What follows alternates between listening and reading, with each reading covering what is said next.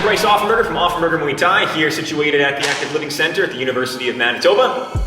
Today what I'm going to be doing is building off of some dynamics that were established in the prior video that I had done, I believe, a month or two ago here for the same program. But for the most part, what I want to do within this half-hour time that I have with you all is do a little bit of skill development as though it's your first class in Muay Thai, or in the Offenberger Muay Thai gym, as though you're here with me. So a couple different objectives that we're going to put forward today is going to be to go over all of the punches that we utilize within Muay Thai, a bit of the defense to said punches, alongside aspects of our footwork and how we will position ourselves.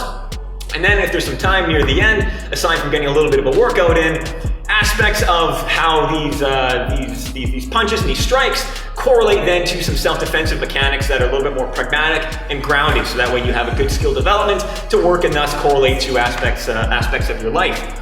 So the first thing to really understand here is, although we're going to be focusing a little bit more on skill development today, is that even while learning how to throw strikes, it is an excellent form of exercise, not only because you're utilizing your body to do a number of things, you know, with aerobic exercise and utilizing plyometrics and calisthenics and all that good stuff, but it also allows you to really bring different aspects together, most notably tightening of the core, your breathing, the positioning, your leg muscles, everything together. So this will become a little bit more apparent as we put everything together, but we'll get started right off the hop here.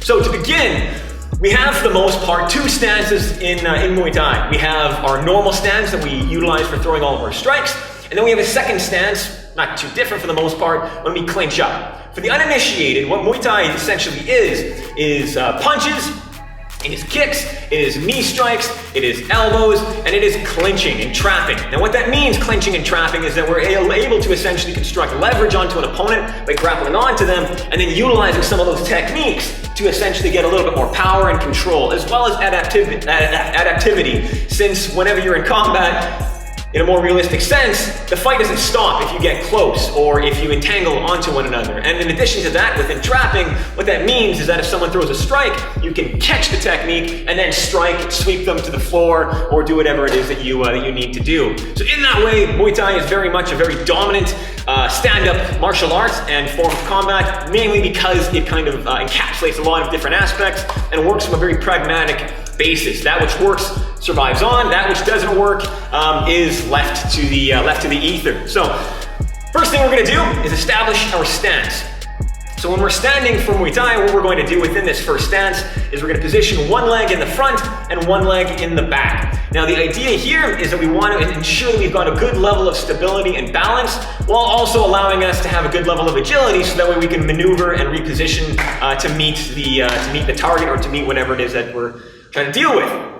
So if you're right-handed, for the most part, you might be more comfortable with your left leg in the front and your right leg in the back, in which case I'll generally refer to them as lead and rear rather than left and right, because if you feel comfortable otherwise, or you're left-handed, you might switch that up and have your right leg in the front and your left leg in the back. It really doesn't make a difference, and I'm a very strong believer that you should try to work on your ambidextrous sort of design of things, so you should probably try to do both eventually at some point. But for now, if I'm right-handed, my left leg in the front, my right leg in the back. Now in terms of how the footwork is structured, you're going to see that I'm kind of positioned in a relaxed L-like shape. So that is going to allow me to not necessarily be faced straight onto my opponent, but just a little bit off-center, with my lead foot sort of mirroring that. It can be pointed a little bit front and center, or just a little bit inward. And similarly with my rear leg, pointing it out towards my right side, but allowing a good amount of space between. So you don't want to have your stance really shallow, where you're going to struggle for balance, nor do you want to have it really, really wide, where you're going to struggle for agility. You want to have it somewhere in the middle, about hip width, with a good viewing of light between your legs.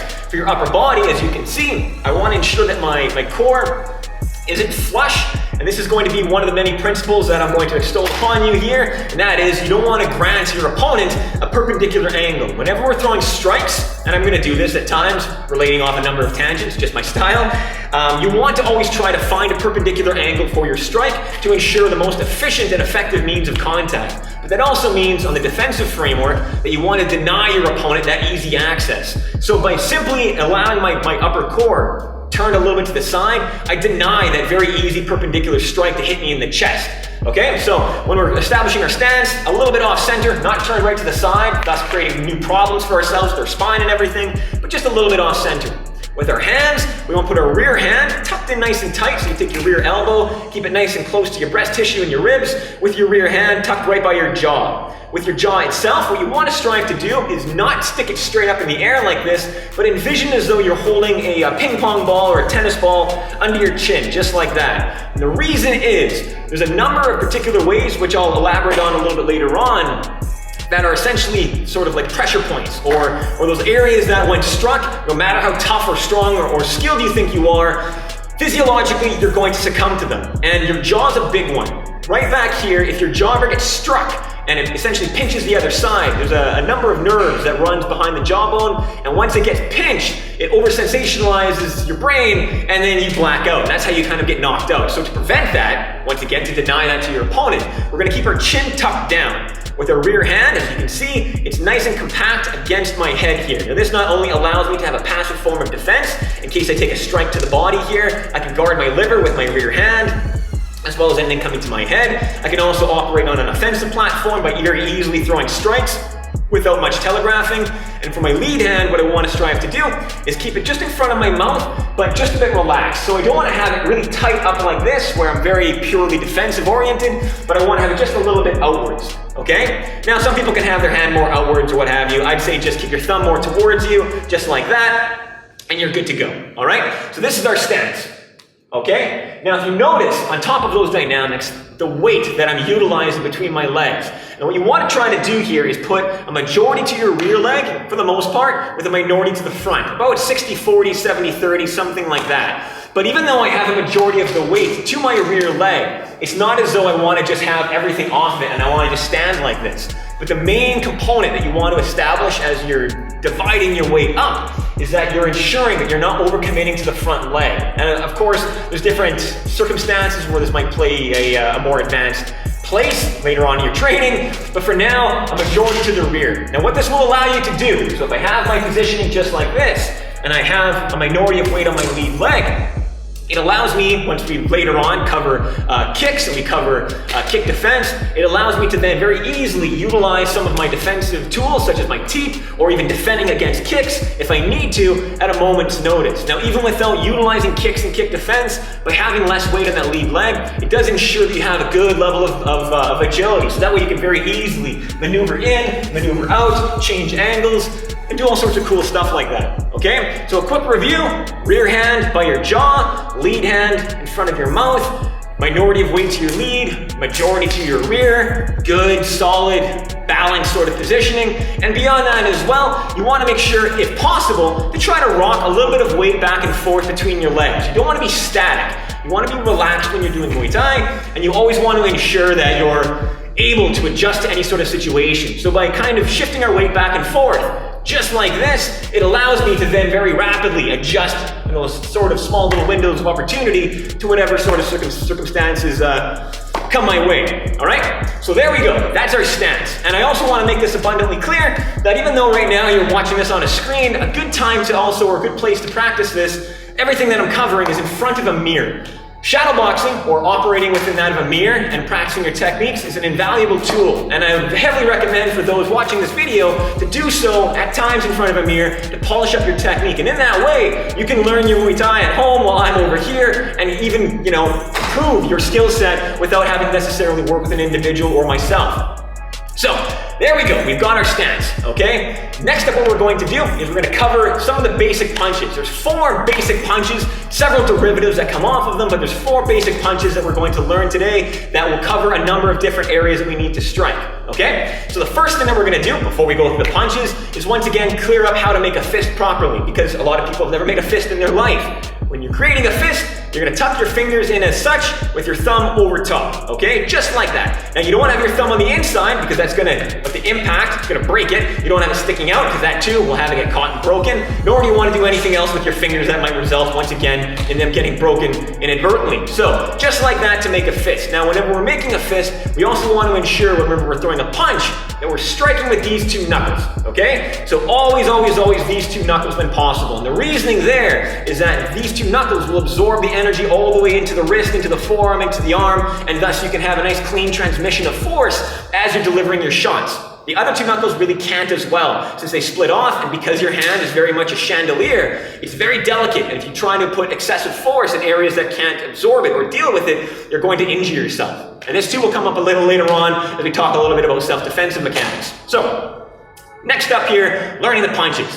So, first things first, doing the jab. The jab is always going to be delivered with our lead hand. So, for myself, in the right-handed position here, that'll be my left hand, okay? Now, when we're dealing with the jab, what we want to try to do is ensure that we can use, with its positioning, the speed and the overall range that it can establish off of this punch. It's a straight linear punch. It operates in a very straightforward dynamic, aiming for the nose, aiming for the mouth, this sort of area here. And as we do it, this is going to, once again, as I elaborate on my first video, it's extremely important to understand that your arms are not the most important element to your punching. It's going to be your legs and your core that are going to matter a lot more, all right? So when we're throwing our jab, what you want to do here, before we even throw the punch, is establish good positioning with your legs, your footwork, and how you're going to actually utilize this entire body, not just your arms. So when we go to throw this jab, what we're going to do is we're going to drive off with our rear leg, maneuvering with our lead forward, so it's not as though I'm stepping forward away from my rear leg, but I'm driving forward by articulating force off my rear. My lead leg will then adjust, and if you can see my feet here, you're going to notice that my heel doesn't touch the ground. I maneuver forward almost like a spring-like action.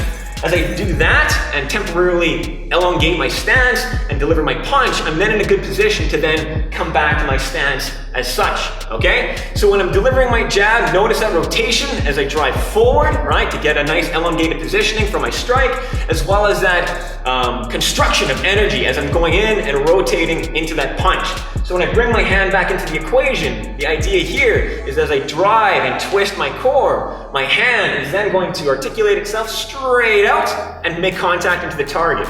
The second thing you're going to notice here when I'm throwing my punch is how I'm coming with a very tidy design, and that is done by essentially twisting your fist, okay? So when I'm throwing my jab, much like you're going to see with the next punch in the cross, I want to make sure that I'm twisting my fist as much as I possibly can into my target, okay? So the reason for that is it not only allows you to have a much more condensed strike instead of trying to punch with a wider angle for a linear strike. We can come straight up and down and make contact, but it has a number of other awesome little benefits. And this definitely comes with different philosophies on how to throw this punch. Some schools of boxing or Muay Thai or kickboxing might try to throw the punch just straight forward as such, but for me, there's a lot of deficiencies in throwing the punch that way. For one, by twisting your hand, you actually prevent injury to the ligaments within your elbow or your arm in this area here. If I strike like this, it puts an excessive amount of strain into this area, which can then develop the tennis elbow as you damage those ligaments and develop scar tissue. By twisting and sharing the workload, you can essentially avoid that, which means that you can more commit to that punch without having to worry about throwing your arm out. Secondly, it also allows you to have a much more sleek design of your punch. Instead of having a wider surface area of your fist as such, by twisting it, you have a much smaller area to get through an opponent's guard and strike them in the head to wherever it is that you need to. Thirdly, amongst others, it also ensures a better power structure behind the punch. As I throw my jab out, I make sure, by necessity, that my shoulder and my entire structure is behind the punch as it's delivered. So that is to say that when I make contact, it has sufficient frameworks behind it to actually support that endeavor. If I didn't do that and I punched as such, there's a chance that my arm might actually bend and accommodate to that force that's going into my opponent or my target. So by twisting the hand over, you necessitate the utilization of a stronger framework into the punch. And last but not least, amongst other little benefits that I've already unpacked, is it also gives you a little bit of a passive defense as your arm comes up and guards the side of your head as you deliver that shot. So you get a lot of good benefits off on that one. So again, throwing the jab, lead hand, just like that. Okay? Now you can notice two things as well as I'm throwing my punches to give you another little bit of a tangent to my instruction. Number one is whenever we're throwing a strike, we also want to make sure that we're exhaling. And the reason for that is having a much more relaxed body as we're asking our arms or legs or our core or whatever to do things. So by exhaling, as such, Think of it like a towel, right? For wringing the water out of a towel like that, you make yourself substantially more compact and more capable to adjust to whatever it is that your body wants to do. And in that same sort of metaphor, what we want to strive to do is to make that process as comfortable and as almost automatronic as possible. We don't want to have to think about it. So I'm not going to suggest that when you're throwing your punch, you try to time it by going or something like that, but rather utilize your core. So we do a lot of crunches and a lot of ab work to kind of build this element, this connection with our core to our diaphragm, but essentially like you're doing a crunch, okay? You kind of contract your core, you really enable or engage rather your diaphragm, and as you make that maneuver, you push the air out, and then as you relax it, you will, subconsciously, for the most part, breathe that air back in. So when you're throwing your strikes, you don't have to think too much about it. Just contract those abs.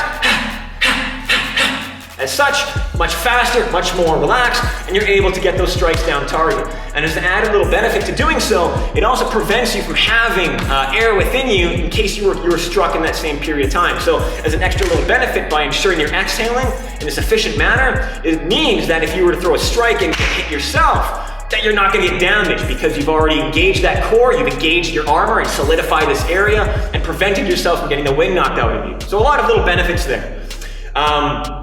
So moving off that jab and having that exhaling dynamic as we're throwing the strike, comes the next little tip, and that is to keep one other hand up. Whenever we're throwing one strike, we want to have the other hand guarding the chiclets, guarding the teeth, guarding the head, okay? So you don't want to throw a punch and be completely open, because one main philosophy when it comes down to combat, particularly within that of Muay Thai, is that people are always going to be, your adversaries are always going to be significantly more vulnerable when they're on the offensive than when they're on the defensive.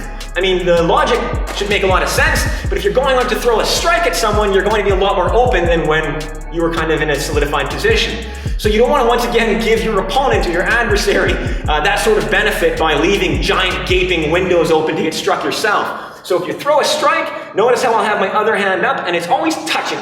If I can feel my hand touching my jaw, I know I'm protected. Because if you just try to hover it out here and as you get tired, because fighting is exhausting, right?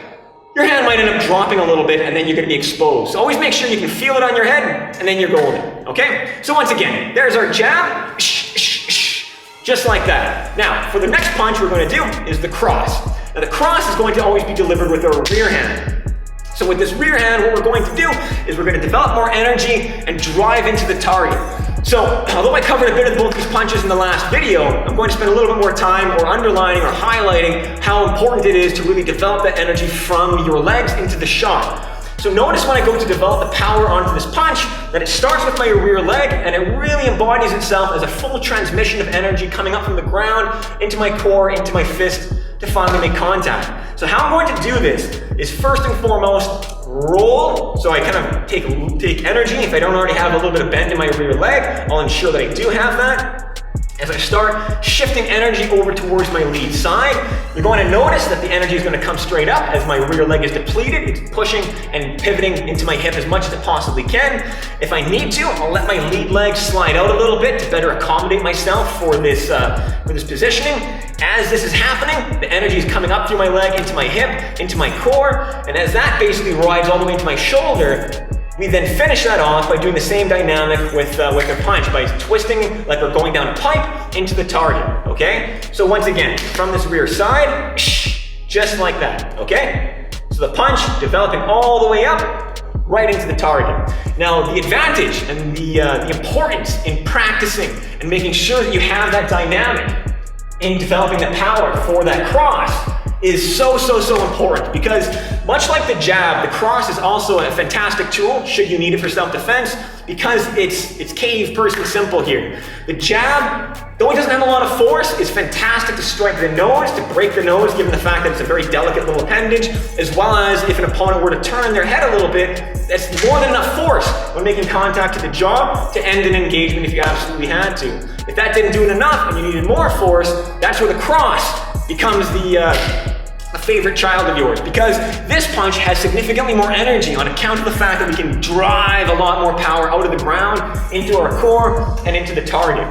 Now, although I did extol a number of reasons why you should certainly turn the hand over for the jab, the same is certainly true for the cross, but the extra main advantage that you get with the cross by having that rolling like dynamic is play with the curvature or the trajectory of the shot in itself. So that is to say that when I throw this punch, I can very easily adjust a slight curvature if I need to get around, say, an arm. If an opponent had an arm in their way and I need to get around it, I can go into a more of an overhand punch territory, overhand cross territory, to essentially bypass that defense and make contact to wherever it is that I need to do so, okay? So again, your jab, straight through, your cross coming from that rear leg, straight through, and if you put those together, you get your first combination, the jab, cross, okay? Using that jab to get a good range on it, crossing at that same point, and when you're retracting it, don't think so much about pulling your hand back. Think about pulling the power plant, that is your hips, back, and it'll yank everything with it to bring back to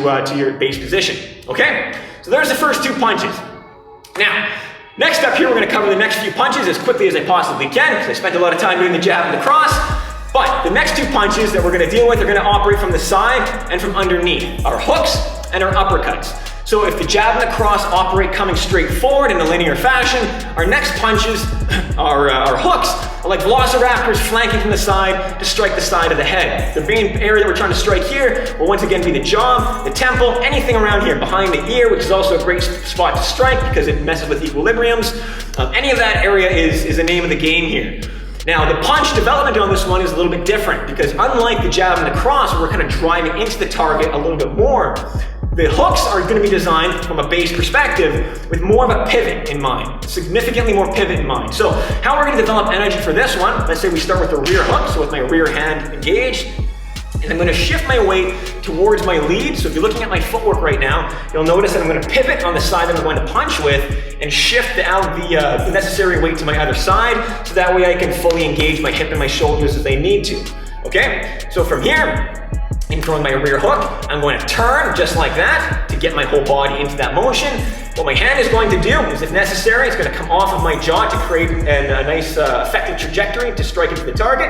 And from that point, I'm basically, just like you're kind of giving someone a hug, okay? We're going to come right around and strike right into the target. So, aside from essentially ensuring that we've got a good amount of twist to that punch and we've got our hand up to protect ourselves, comes the question of how it comes into the target and how you position your hand. So, two very quick little tips here. Number one, when you're looking at the mirror, you always want to make sure that you're parallel to the floor when you're delivering this hook. So you don't want to strike like this or somehow come down like that. You want to be nicely parallel to the floor, so that way you can actually get that full engagement into it and make sure that when your punch lands, it has the necessary structure behind it to support it. But then secondly, aside from being parallel to the floor, is how you hold your hand. Now, again, a lot of philosophical debate in terms of whether you should have your thumb towards you or your thumb up in the air for different positions. My recommendation is a bit of both, okay? That is to say that you choose whichever one better fits the circumstance, the context. When you have your thumb up or your palm facing towards you, throwing your hook like this, it allows a significantly greater amount of power to be delivered because I can engage my forearm and my bicep into this punch a lot more, as well because it's operating closer to the turbine that is my core as it's rotating, the power structure. I can utilize more of that energy and direct it right into the target. So that's much more of a stronger delivery of a hook, okay? If your opponent were further away, that design doesn't work as well because when I go to throw that punch, I lose with this obtuse angle. I start striking with my fingers, which can't support the amount of force I'm trying to put on them. So that's where you would better turn your hand over to once again make contact with those two knuckles. Yes, it won't be arguably as strong because you lack some of those dynamics and it's further away from your power structure. And yes, it has an obtuse angle versus that nice strong right angle that's developed from the close hook. But it does give you the opportunity to use that same technique for both ranges. If your opponent were further away, you could still strike them and even adjust on the fly. If they have to move back at that last second, you can always open up and strike. Some people like to throw the long hook even shorter, and the reason why I'm not a fan of that is because as you're doing that rotation, you're losing the entirety of your rotation, the power structure into the punch, and you generally have a harder time making contact with the same level of power on that range as you would if you had your thumb up. So when throwing the hooks, same element happens on each side. There's the right hook, there's the left hook, okay? Same idea. Pivot on the foot, rotate, and come straight in just like that. Now these punches as well, very, very effective to certainly land. That's why they're punch number 3 on the list here. And certainly enough, if needed for self-defensive purposes, definitely effective. Just once again, making sure that you're striking in for the jaw or behind the ear to get the most amount of impact onto your target. Now the last punches, okay, we've got our jab, we've got our cross, we've got each of our hooks, is our uppercuts. So when we're delivering our uppercuts, the idea here is coming up underneath the jaw to strike into the target, and the power development is a little bit different, a little bit similar. We're gonna have a little bit of that rotation engaged, but our legs are gonna be doing something a little bit different in terms of pistoning. That is to say that as we're delivering the energy on this one, we're gonna kind of be scooping up a little bit, and if you notice how my legs are kind of driving upwards, that's the mechanic that we wanna have engaged. So it's not just the rotation of our hips, but it's also going to be timing and bringing in sync that upward-like motion to the punch itself. So how do we deliver these punches? Well, if we were to start again with the rear uppercut, all you're going to do is kind of make like a tiny little shoveling-like action of scooping up underneath my rear leg, because it's already got plenty of weight already on it. All I've got to do is essentially, right, as you can see, a little bit of rotation to ensure that my hip can be part of the party, right? And from there, I just drive that last little bit, just a couple centimeters up, and then scoop into that punch, just like that. Okay, lead hand, same idea, okay? Put weight on the legs, that way you can then take it off. So weight on the leg, weight off the leg, with the hand, tiny little scoop, just like that, okay? You don't need a lot of force, you don't need to punch into tomorrow, you don't need to go into yesterday in order to make this punch work. All you gotta do is make sure you have the power development cycle in place, that it's all in sync, and then you make the contact on that zone underneath the chin to once again do the damage. And much like the hooks, same idea in terms of range, okay? If your opponent were closer, palm towards you. If they're further away, it doesn't work as well. That's where you put your thumb towards you, and then you can get a little bit more range out of that longer uppercut, even though it's not gonna hit necessarily quite as hard. So there we go. We've got all 4 of our base punches that can strike all areas of the head as we need to. We can also modify them to the body, as well as doing different modifications in a number of different ways with how you strike the head. But that's basically the crux of your Muay Thai punching dynamics here. Your jab, your cross, your hook, and your uppercut. Name the game, all included right there. So, with the last little bit of time here, before we go into part 2 of this video, what we're going to do next is focus on how you would really defend against these strikes. So that is to say, how do you guard against any of these strikes if they were to be coming at you? This is also a very important element to cover, and beyond that as well, it's also really worthy to highlight that it's simple to do.